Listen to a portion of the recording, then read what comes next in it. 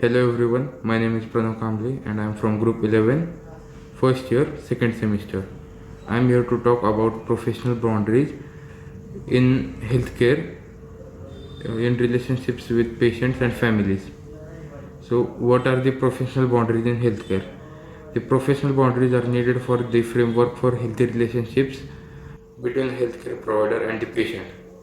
There are physical and emotional limits to protect the patient's vulnerability and protect staff from becoming over involved. How do you establish professional boundaries with patient? Don't pursue a sexual or close emotional relationship with a patient or someone close to them. Act quickly to re-establish boundaries if a patient behaves inappropriately.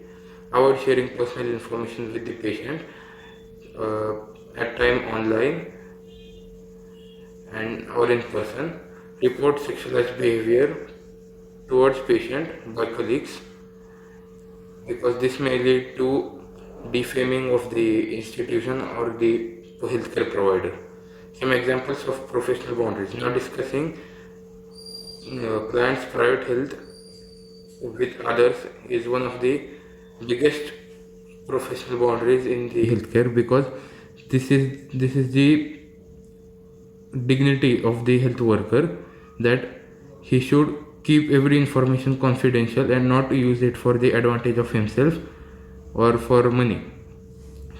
Then keep work contact with separate to your professional contacts and not performing additional favors for clients outside of the scope of your role. What does crossing professional boundaries mean? Professional boundaries are the spaces between the nurse's power and the patient's vulnerability. Boundary crossing are brief examples of professional line and behavior that may be inadvertent, thoughtlessness, or even purposefulness while attempting to meet a special therapeutic need of the patient. What are the potential causes if a patient has loose or poor professional boundaries? When there are poor professional boundaries, the consequences may differ from less to more, less to more degree.